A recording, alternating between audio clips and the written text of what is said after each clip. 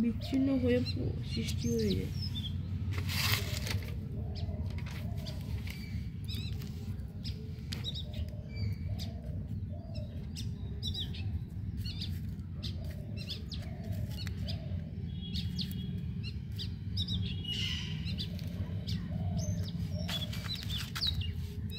সঞ্চয় হয় এবং সমবেলা নেমে আসে বলে ঢাল হঠাৎ করে অনেকটা সময় যায়, গতিবেগ হ্রাস পায়। এই সময় নিম্নক্ষয়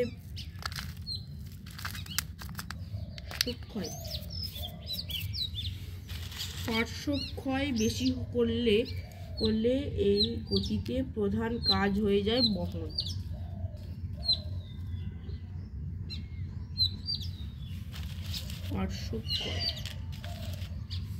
পার্শ্বক্ষয় হয় বলে আপেক্ষিক এই সময়ে পার্শ্বক্ষয় বেশি করলে এই গতি প্রধান কাজ হয়ে যায় বহন।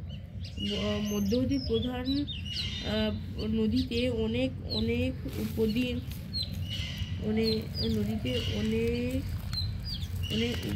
এসে মেলে বলে জলের পরিমাণ ও নদীর বহিত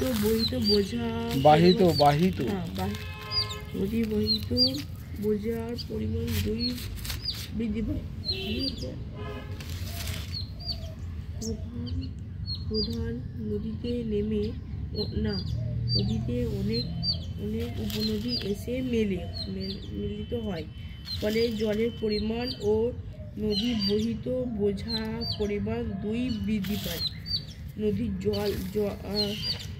নদীর জল বেশি হয়ে যায় এবং নদীর বহন বোঝা বৃদ্ধি পায়। জলের পরিমাণ বৃদ্ধি এবং নদীর বহন বেশি হয়ে যায়। নদী জলসেচ এবং নৌ পরিমাণ উপযোগ্য হয়ে পড়ে। জলসেচ কি বাবা? নদী থেকে জল নিয়ে চাষবাস। জলসেচ উপযুক্ত এবং নৌ পরিবহন উপযোগ্য হয়ে পড়ে। এইখান থেকে মেডুমেন্ট,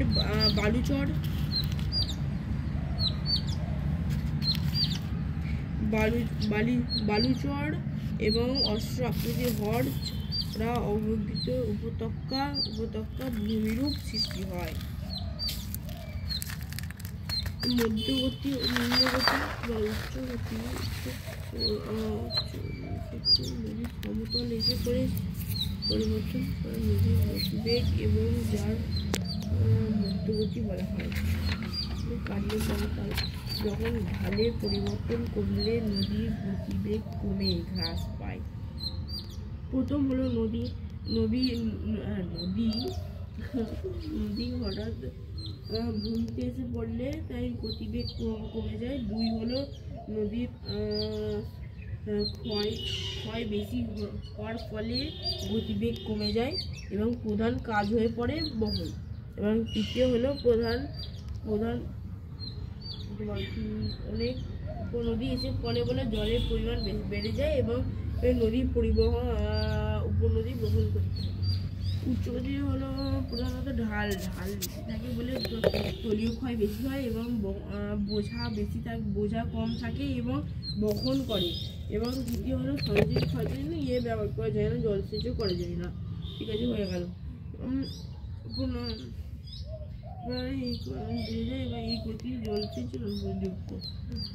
উপযোগ্য।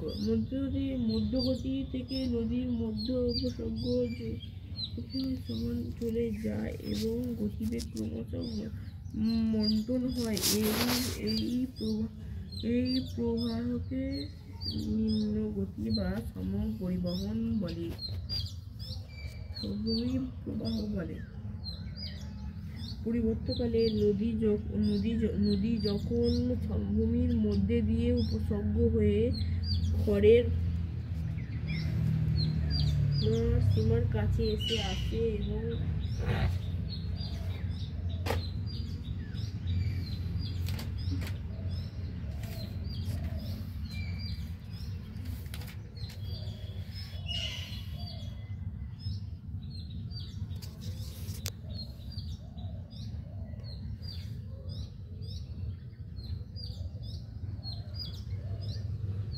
ক্ষমতা হ্রাস পেলে নদী দুপাশে সঞ্চয় করতে থাকে বহন ক্ষমতা হ্রাস